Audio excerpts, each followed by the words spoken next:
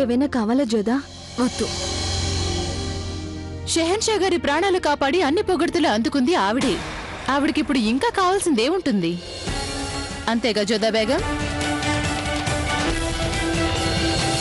రుకయ్య బేగం తమరు ఇలా వచ్చారేంటి? మా సేనాగారంలో ప్రవేశించినప్పుడు అనుమతి తీసుకోలేదు తమరు. ఇక నేనేమో మహారాణి బేగంని, నాకు అనుమతి తీసుకోవాల్సిన అవసరమే ఉంది? నేనేమనుకున్నానంటే నేను కొట్టిన చెంపదెబ్బల గుర్తులు ఇంకా మీ చెంపల మీదే ఉండి ఉంటాయని. అంతటితో మీకు కడుపు నిండకపోతే ఇంకొకసారి కూడా ప్రయత్నించి చూడొచ్చు తమరు. వద్దు. ఇవాళ నేను చాలా సంతోషంగా ఉన్నాను. మా షెహన్షా గారు అపాయం నుంచి బయటపడ్డారు. ఇది ఆ ఔషధమే కదా? షెహన్షా ప్రాణాలు కాపాడిన ఔషధం. దీన్ని నాకిచ్చేయండి.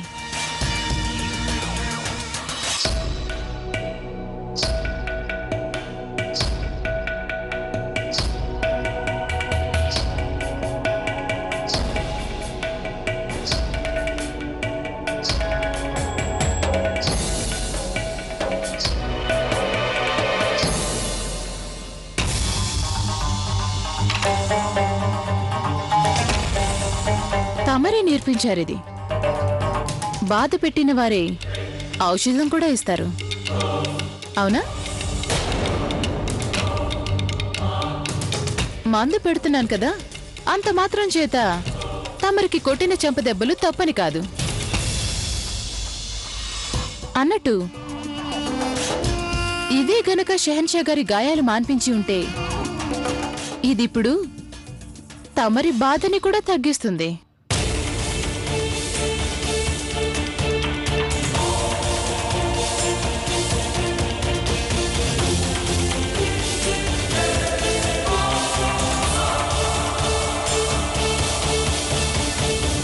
అంత దీర్ఘాలోచన ఏమిటి మహామంత్రి గారు?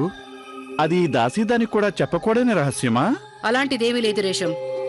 నీకు బాగా తెలుసు నేనేదైనా నీతోనే పంచుకుంటానని. ఎందుకంటే నువ్వొక్కదానివే నా మనసులోని మాటను నీ మనసులో దాచుకోగలవు. మరైతే చెప్పండి, ఏం ఆలోచిస్తున్నారు?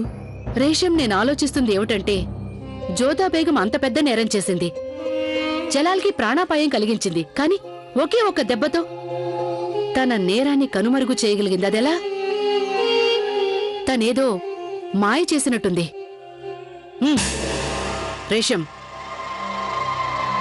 నీ గుండెల మీద చెయ్యుంచుకుని నువ్వే చెప్పు, నీకు ఆ జోదా బేగంని రాజమాతగా చూడ్డం ఇష్టమేనా? చెప్పు రేషం. యాకుదా, నేనసలు అలా ఊహించలేను. ఓ హిందూ బేగం రాజమాత కావడమా? ఇది హిందువులా మొగలాయిలా అనే విషయం కాదు. ఇది భావ స్వాతంత్రానికి సంబంధించింది. ఇది సాధారణంగా జరిగేదే, మళ్ళీ అలాగే జరుగుతుంది కూడా.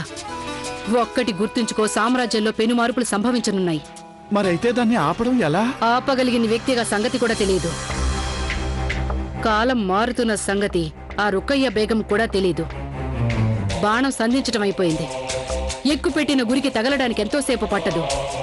కానీ ఆవిడిగారేమో రేషం, జలాల్ అజ్మీర్ నుంచి తిరిగొచ్చినప్పటి నుంచి తనలో నాకేదో మార్పు కనిపిస్తోంది. పరిస్థితులు మనకు అనుకూలంగా లేవు. ఈ సంగతి రుకయ్య బేగంకు చెప్పారా మీరు? కానీ ఇప్పుడు జలాల్కి జోదా బేగంకి మధ్య మారుతున్న బంధాలని ఆపగల శక్తి ఆ రుకయ్య బేగంకి కూడా లేదు. ఎందుకంటే ఆవిడ కళ్ళకి తానే మహారాణి అన్న పొగరు పూర్తిగా కమ్మేసింది. కానీ నేను 4 కళ్లతో గమనిస్తున్నాను రేషం. భవిష్యత్తులో రానున్న పెను మార్పుల్ని చూస్తున్నాను. 4 కళ్ళతోనా? అవును. 2 కళ్ళేమో ఆ ఖుదా ప్రసాదించాడు. మిగతా 2 కళ్ళు స్వయంగా నేనే రూపొందించుకున్నాను. ఆ కళ్ళు ఉండేది ఇక్కడ. ఇక ఈ 2 కళ్ళు చూడలేనిదంటూ ఏదీ ఉండదు. జరగబోయేది కూడా చూస్తాను.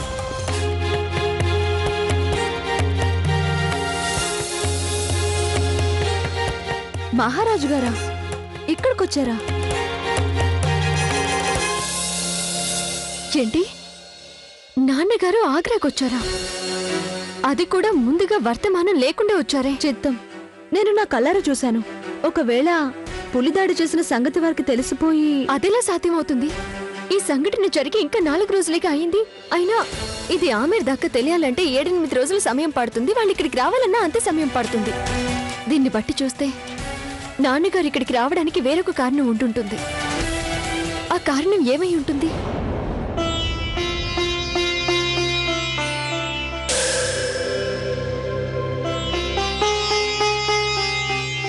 జలాల్,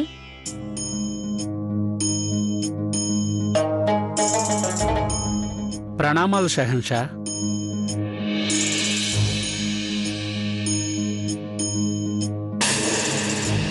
ఇప్పుడు తమరి ఆరోగ్యం ఎలా ఉంది? బాగానే ఉంది. కొన్నాళ్లలో పూర్తిగా కోలుకుంటాం మహారాజా. నేను తమరికి ఎలా కృతజ్ఞతలు చెప్పుకోవాలో తెలియడం లేదు. తమరు చేసిన ఉపకారానికి ధన్యవాదాలు. కానీ తమరిని ఈ స్థితిలో చూశాక నా సంతోషాన్ని ఎలా వ్యక్తం చేయాలో అర్థం కావడం లేదు. ఏంటో ఆ శుభవార్త వివరించండి. మా కుమార్తె సుకన్య వివాహం నిశ్చయమైంది. అలా జరగడానికి షహన్షా గారే ముఖ్య కారకులు. ఇందులో మేం చేసిందే ఉంది మహారాజా. మీరు మమ్మల్ని అంత గొప్పగా పోవడక్కర్లేదు.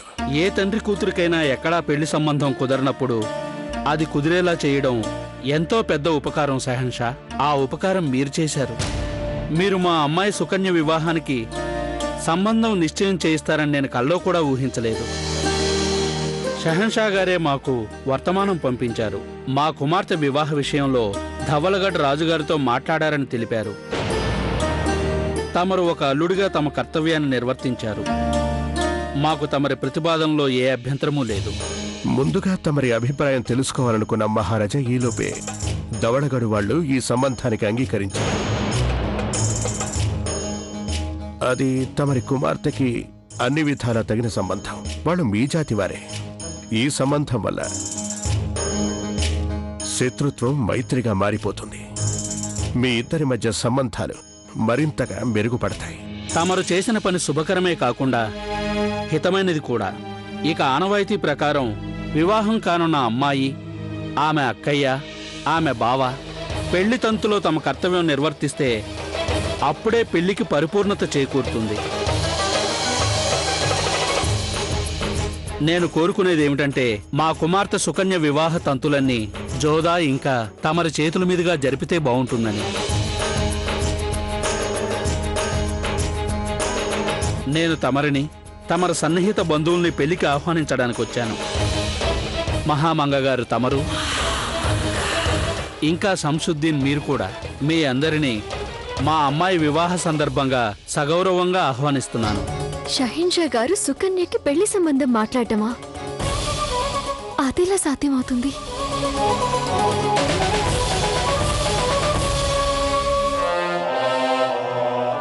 అందరూ వెళ్ళండి.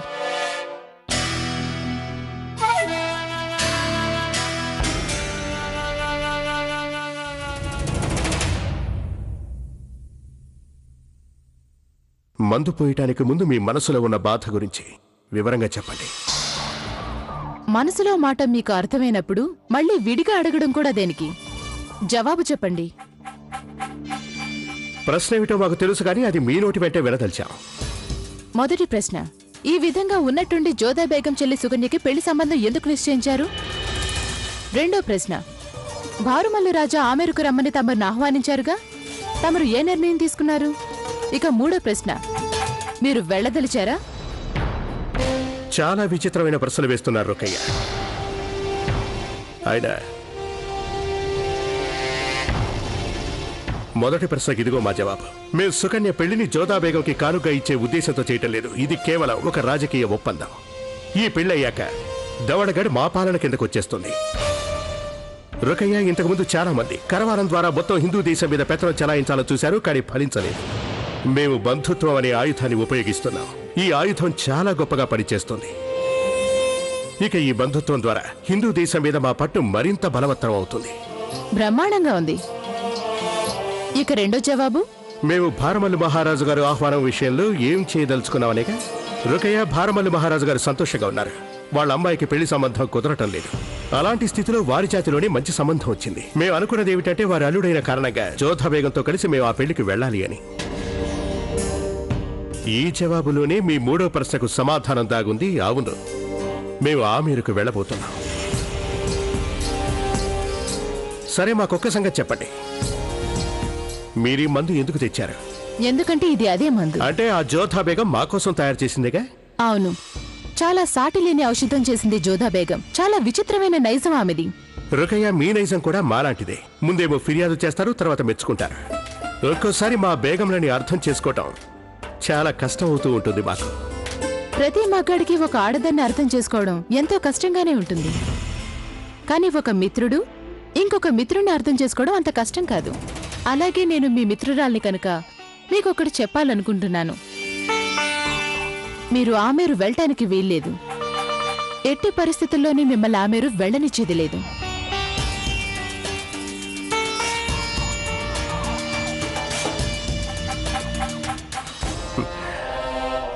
హక్కుని గుర్తు చేసి మాకు మా హక్కే లేకుండా చేశారు. మీ తత్వం కూడా విచిత్రమైనదే రుకయ్య.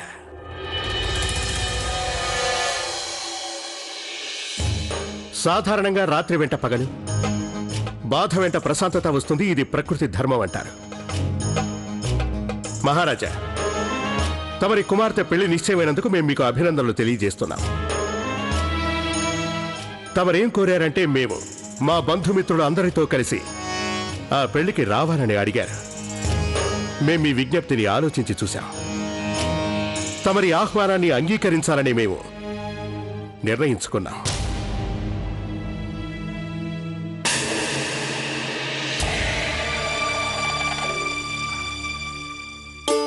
అందుకు మీకు ధన్యవాదాలు షహన్షా. మా ప్రాంతంలో పెద్ద కుమార్తె పెద్దలుడు చిన్న కూతురి పెళ్లికి రావడం చాలా ముఖ్యంగా భావిస్తారు. తమరు వస్తున్నందుకు మాకు చాలా సంతోషంగా ఉంది.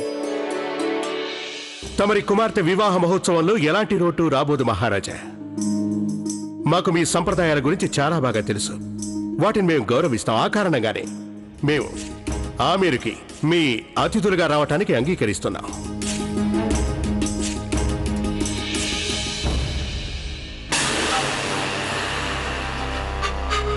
అసలు జలాలకి ఏమైపోయింది? జోధాకి ఆవిడ కుటుంబానికి అంత ప్రాముఖ్యత ఎందుకో? షెహన్షా, నేననేది పెద్దమ్మగారు, సుకన్యకి బావగా మేము ఇవ్వవలసిన కానుకలు, మా బాధ్యతల గురించి మీరు మా అమ్మగారితో చర్చించి ఖాయం చేయండి.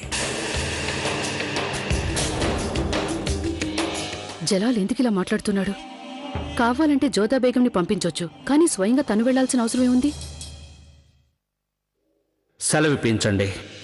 మేం మిమ్మల్ని ఉండమని కూడా అడగం మహారాజా.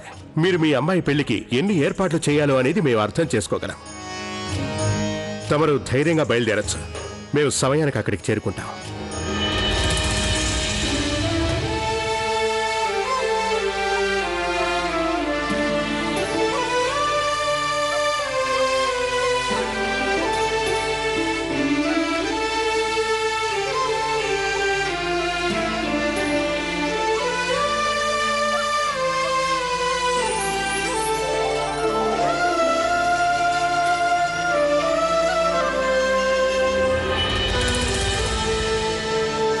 మొత్తం కుటుంబంతో కలిసి ఆమెరికి వెళ్తున్నాడు.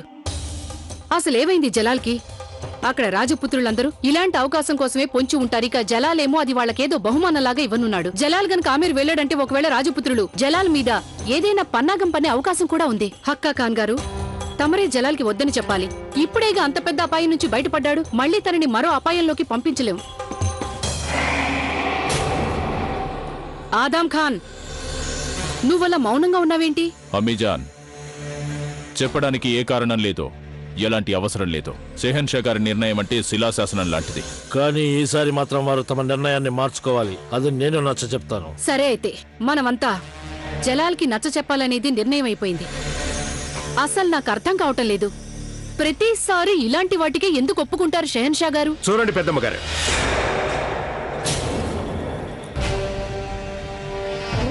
యుద్ధం, శాంతి ఆహ్వానాలని షెహన్షా తిరస్కరించకూడదు. జలాల్, మేమంతా మీకు చేసే విజ్ఞప్తి ఏంటంటే తమరు ఆమెరికి వెళ్ళకండి. అవును షెహన్షా, రాజపుత్రులంతా తమరిపై శత్రుత్వం వహించున్నారు. ఒకవేళ శత్రువులుంటే మిత్రులు కూడా ఉంటారుగా. పైగా ఈ సంబంధాన్ని మేమే నిశ్చయించాక ఆ పెళ్లికి మేము వెళ్ళకపోతే అది మాకు అవమానకరమే కాగలదు. కానీ జలాల్ తమరి శత్రువులు ఎందరో అక్కడ. శత్రువులంటే మాకు ఇది వరకు భయం లేదు, ఇప్పుడు భయం లేదు. అలాగే మా ఆత్మవిశ్వాసం గతంలో లాగే ఇప్పుడు దృఢంగానే ఉంది. తమరి ఆదేశం శిరోధార్యం హుజూర్. సైనికుల పెద్ద దళం ఒకటి ప్రయాణంలో మీతో పాటే ఉంటుంది. అజ్మీర్ యాత్రకు వెళుతున్నప్పుడు ఆ రాజపుత్రులు మీ గుడారంలో చొరబడే ప్రయత్నం చేసినప్పుడే ఇది ప్రమాదం అని అర్థమైపోయింది. కానీ ఈసారి మాత్రం మన సైనిక దళం ఆమీరు నలువైపులా కాపలా కాస్తుంటారు. తప్పైతే క్షమించండి హుజూర్. కానీ రాజపుత్రులు ఎవరైనా తమ వైపు కన్నెత్తు చూసినా మేము వారితో తమకున్న బంధుత్వాన్ని కూడా లెక్క చేయబోము హుజూర్. మాకు తమరి మీద పూర్తి నమ్మకం ఉంది. తమరు ఏది సరైందనుకుంటే అదే చేయండి. కానీ ఒకటి మాత్రం నిశ్చయం, మేము, మా పెద్దమ్మ గారు, ఆదం ఖాన్ ఇంకా షరీఫుద్దీన్ గారు, మిగతా సన్నిహితులతో మేము ఆమీర్కు వెళ్లడం ఖాయం.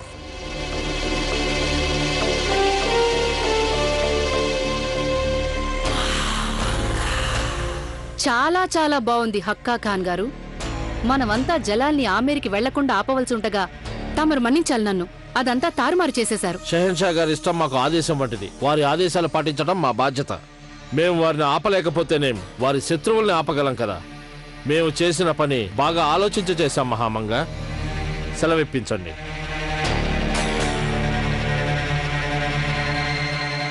నువ్వు ఇంకా ఆలోచిస్తూనే ఉన్నావా ఆదం ఖాన్? అమ్మీజాన్, నేను ఆలోచించడమే మానుకున్నాను. ఇప్పుడు చేసి చూపిస్తాను. ఇక ఆలోచించను.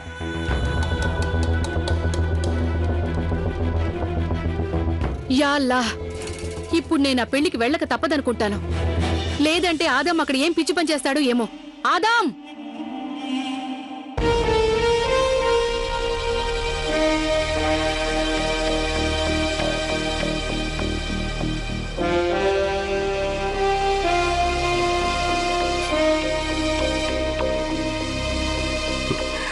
పెద్ద పులి గోళ్లు కూడా చాలా విచిత్రంగా ఉంటాయి. గాయాలు మానిపోయినప్పటికీ గుర్తులు అలాగే ఉండిపోతాయి.